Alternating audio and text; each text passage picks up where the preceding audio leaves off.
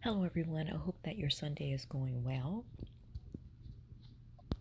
We are now entering the last week of November, going into December, which promises to be a very um, climatic month for us as descendants of American slaves.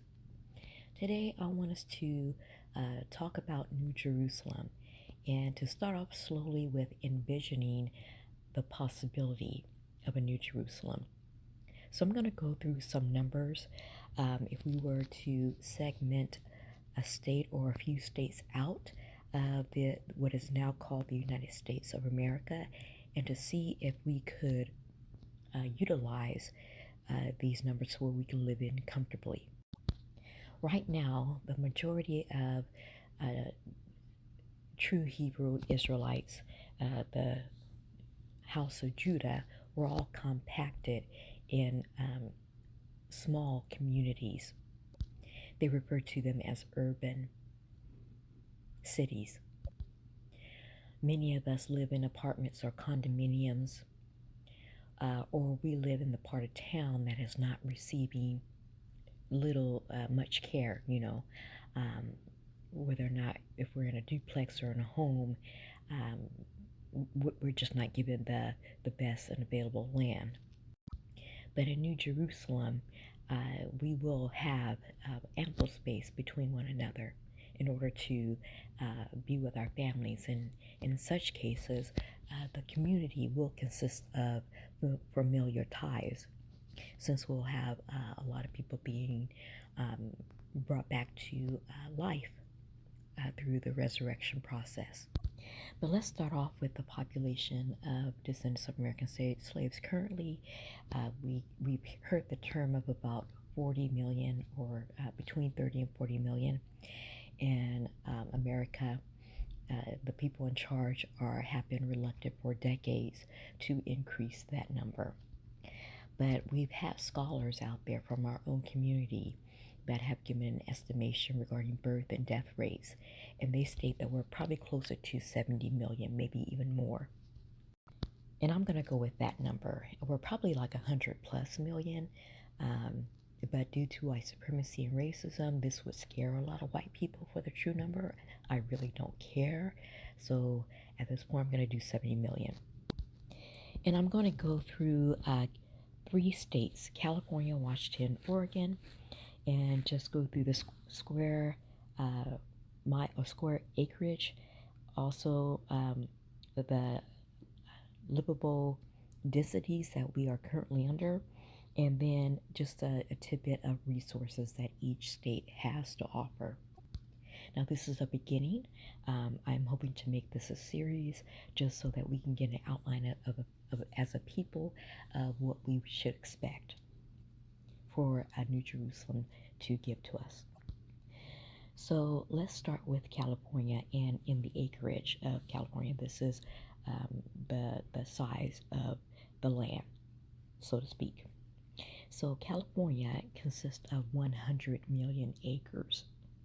Okay, so I want you to put this into a context as I read off these states, that more than not, the Crisis Kingdom Administration is going to give every black person at least an acre of land. And to be quite honest, that acreage, either 1 acre or 1.5 acres, maybe up to 2 acres, depending on the size of the family. And we will be residing by families. So, because there's a lot of reconnection that has to happen with us, in between our families. We have been so disaggregated and separated that family and healing comes through not only with ourselves first and foremost, but also with our family relations. So, just in California alone, you could stuff every descendant of American slave that is now living into California and still have room to be able to walk around and still be on your own property. But let's add to that with Oregon. Oregon has 61.5 million acres of land, and Washington State has 45.6 million acres of land. So, of course, when you total that, you have over 207.1 million acres of land for the starters of 70 million people receiving at least an acre.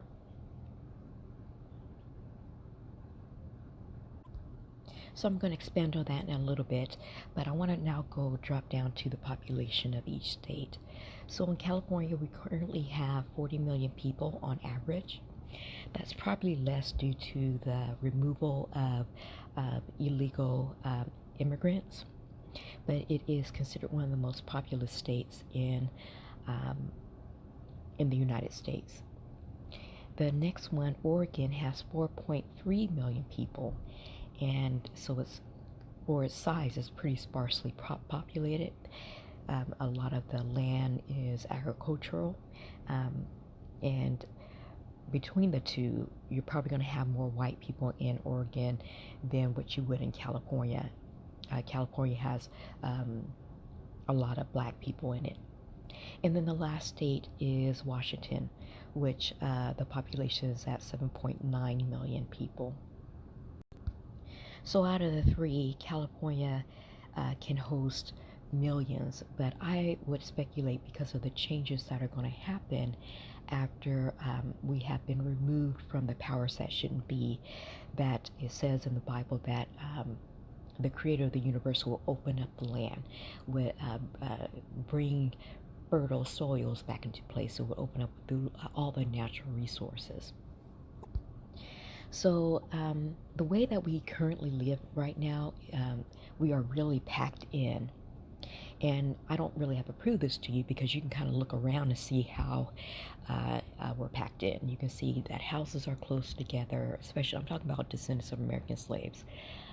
We're stacked on top of one another. We're in these communities that are just not well maintained. All of that is going to be flipped in New Jerusalem. So in California, the surveys that they have on the governmental site says on average 5,000 people live per square mile or inhabited per square mile. And 60% of the population of the 40 million live in urban areas, which is to be expected, right?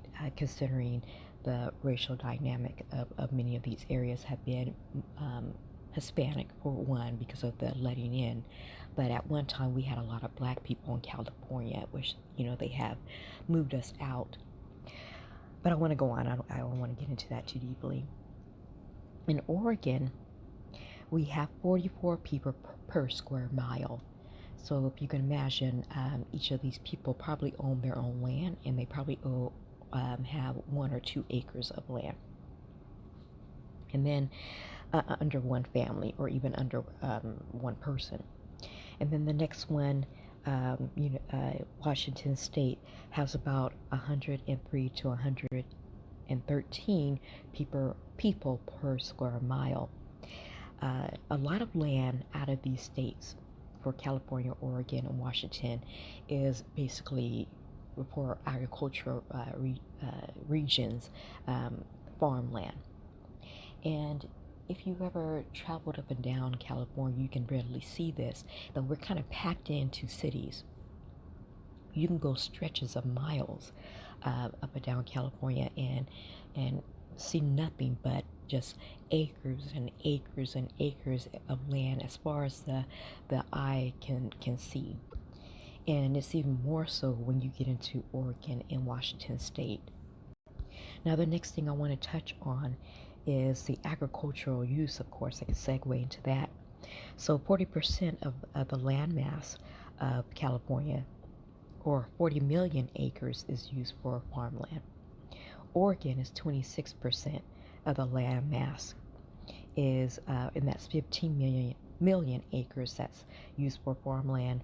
And Washington State, also 15 million acres is used for farmland. Now, for California, out of that farmland, an average of 400 crops are produced. 400 crops. Imagine the variety of food that is. Oregon is 220 crops are produced. And for Washington, 300 different types of crops are produced. More than enough food to feed a nation of 70 million individuals and then some.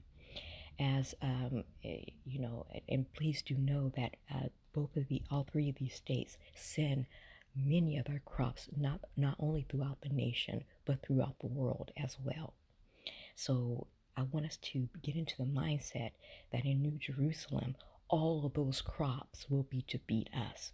We will not be exporting them out at the beginning of our restitution and our rest. It will be to service the children of Israel. So what I'm trying to draw a picture for you is that we're not going to be poor. We're not going to be broke.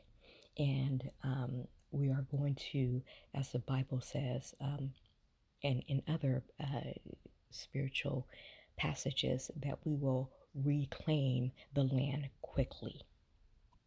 Why is that? Because many of us are farmers.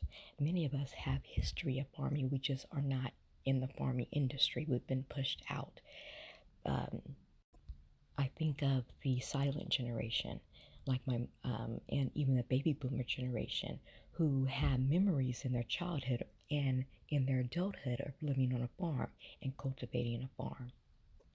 We also are well trained in America. We are represented in every stratosphere of every industry that America has ever produced. And many of us have been the underbelly of inventions of the nation that we now inhabited. It's just been attributed to white men and white women, those inventions taking hold not only of America but of the world. All of that intellectual property will be brought back or will be brought to us in New Jerusalem.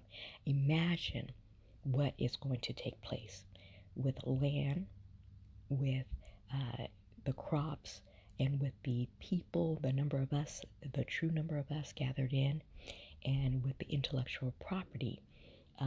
I suspect that damn near overnight we will be able to reclaim the land. I may be facetious in that, but I really do believe in my heart and heart that we'll be able to do it because what has been brought to my mind is that, again, the angels will be a part of us reclaiming the land. And consider that there may be an outline plan of how to move people. Just an overview of how to move us out of all of the states that we have been in, to gather us together, which is part of the Exodus story, gathering us together, gathering those reparations with us.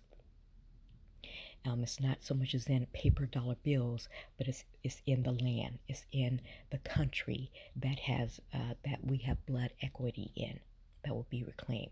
So consider that there might be a plan to move us through all of the states, especially out of the South, which is where we're heavily populated, out of the South and into a new paradigm. And why would we probably be moved out of the South? Because unlike California, Oregon, and Washington, there's a lot of blood debt and a lot of blood demons that reside in the South. South is where antebellum slavery took a real death stranglehold, and there have been a multitude of horrific sins that have been committed in the South. So, in other words, a lot of demons reside in the South. And so many times when a person needs to recover from injury, like on a physical or mental level, whether it be through drugs and alcohol, or whether it be through you had an accident and now you have to have surgery, you don't stay at home. You actually go to a different place. And in that case, you either go to a hospital or some type of convalescent area.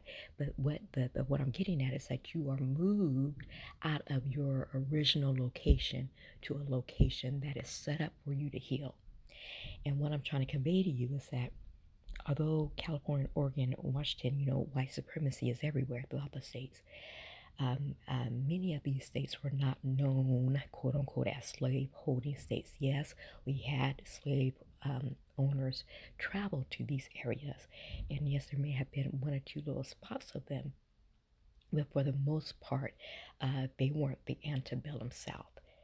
Okay, and then the second thing is because they are so in their variety, they're able to handle large amounts of population. And even though Washington and Oregon are not as populated as California, understand also that these states or this landmass is being run by greed and by devil doing and by malicious activity. That would not be the case in New Jerusalem. Christ's kingdom administration is going to be ruling with the auspiciousness and the anointing of the Most High God. And again, I do believe that we'll have the angels that will be helped to guide us and to get us up and running. And so, and we're just not even that kind of people anyway, at the heart of it. Even with all that we've been through, there seems to be an honesty and a sense of real doing rightness. And even though we're imperfect, okay, and understand that we have all of this other stuff to trip us up that will be removed out. All the stumbling blocks will be removed out our way. There's a lot to be said of the adage that white people tell their children that if their children are lost, if they need help, to go find a black person. There's a lot in that statement that tells the world and tells us about our spirit. So even with all that we have been through, we are not an evil practicing people. It doesn't mean that we are not capable of it. It's just that we just don't practice that. It's not our default setting. So one, we have to consider that there's probably a plan underway or already laid out of where we're to go and what we shall expect when we get here. The next time when you're out and you're driving around, look at all the homes, look at all the infrastructure that's already in place, okay? And consider that there's going to be a great removal of people and a great migration of people. And of course, in order to get rightness back into the earth, in order to get us free from our captors, unfortunately, that's going to be very violent. But also, if you were to use the analogy of Egypt, is that the creator of the universe didn't leave anyone behind either. He didn't leave any of the Israelites behind. And the Egyptians helped in that regard. They made sure that, everybody that was Israel or blood, they told them just to get out. And we got to expect that even more so, even more pronounced in the day and time that we live in. I heard on a podcast a person say that they received intel. It was a white man, that he received intel from people that are high up in the stratosphere of this dying nation. That by March or the beginning of 2026, that America was going to look vastly different than what it does now. And with everything that's going on in the skies and the truth telling that has had to be faced by the people of America, I have a feeling that he's actually telling the truth. So it may not be long now, is what I'm saying, for the mechanisms and the plan to be put into action that will free us from these people. And once we gather into New Jerusalem, I would imagine that although there's going to be a lot of cataclysmic things happening around the people of the true Israelites, the true Hebrews, which are the descendants of American slaves, that the sojourn to New Jerusalem will be a very calm one. and what justice will be served to actually see the collapse of this nation without it touching us. Because I think also that's what the world expects, is that it's going to touch the black folks. It ain't. It ain't. What's going to happen to America is not going to affect us. Just like what it's not affecting us now. I mean, you haven't thrown anything at us that we haven't experienced. So, um, uh, uh, it's coming to every other nation. It's not coming to us, but we'll be moved, and it will be a joyous celebration. And for our own sanity and our own emotional well-being, we are going to be witnessing with our own eyes the justice that's in progress right now of being extracted from these people by the Most High God. And then, because we'll be able to observe that happening when the resurrection starts to take place, and our grandmothers and our grandfathers and all those who were not a part of the heavenly class, when they are resurrected out of the grave, will be able to tell them how Jehovah God dealt with our enemies. Thank you. Have a good day. Stay tuned for more information.